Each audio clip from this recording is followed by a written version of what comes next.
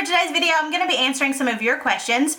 A while back, I posted a clip asking for questions for an upcoming Q&A, and a few of you did respond, so I am going to answer those questions to the best of my ability today, and let's get to it. I will be looking down at my phone just to see the questions. If you're wondering why I'm looking down, that is why, but here we go. The first question comes from the Wickedest Witch, and she says, have you ever seen a full body apparition?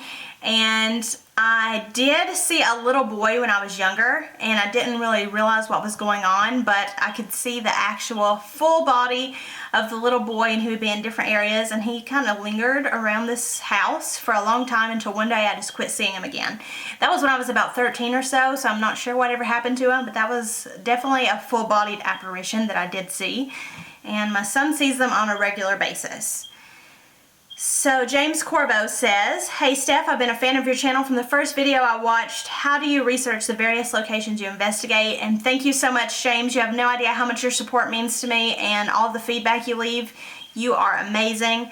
But to research the locations, we do things a little bit differently than most.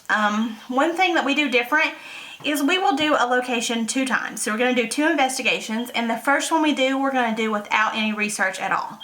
We like to go in and just, without knowing anything, just kind of pick up on anything we can, get any evidence we can, and if something that we pick up on supports the history that we're about to figure out, then that's just even more reliable evidence in our little theory and methods. So that's just one way we do things a little bit differently, but it's something that we find is kind of useful and interesting. So we also do another investigation after we find out the history, and the way we find out the history to research the location is just by asking people, because witnesses are of course the best people to find out information from, and then of course the good old internet.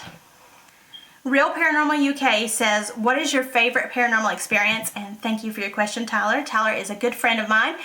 But my favorite paranormal experience would be the tire iron experience, and if you haven't seen that video, I'll post it somewhere up here for you to check out. But basically, my dad found something we were needing that we could not locate at all on the property, and somehow he brought it right in front of the little door outside for us here in the physical world. Somehow he did that while he's no longer here in the physical world with us. So that's definitely one of my favorite paranormal experiences so far. Laura Turner asks, if you could ask a dead celebrity one question, who would it be and what would you ask them and why?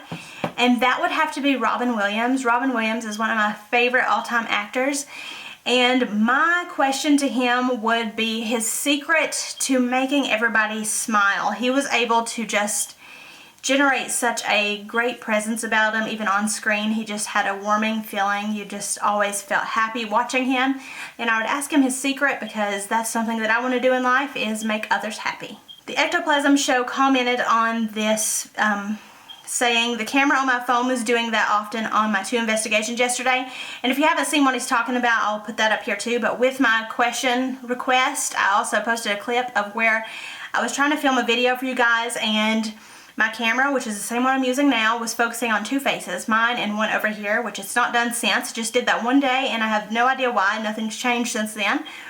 But I posted that for you to check out. But thank you, Jason, for letting me know that. Now I feel like I'm not alone, and I guess literally I'm not alone. Steve Harris says, some people seem to be followed by ghosts of some type. Why do you think that is? And my reasoning to that is I think ghosts do feed off energy, both good and bad, and I think certain energies attract certain spirits. So that could be a reason why they were followed. But thank you so much for your question, Steve. You always leave your feedback, and you are amazing. So Carl Long says, cool videos, ma'am. Love them. My question, did you ever have hauntings when you were a child? And yes, I did, but I did not realize that when I was a child, because I didn't think that, you know, anything was wrong with what was happening, or at least I would come up with a reason why it wasn't wrong.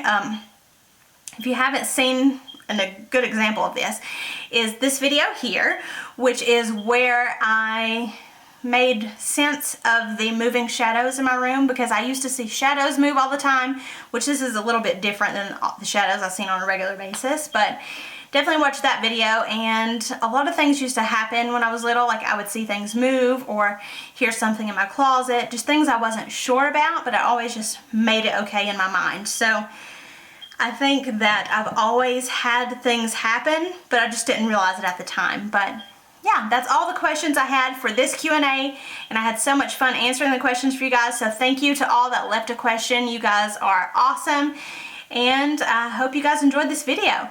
If you did, give it a big thumbs up. Don't forget to subscribe if you've not already. I post a new video every Tuesday and Thursday. Thank you guys so much for watching. I love each and every one of you, and I'll see you in my next video. Bye for now.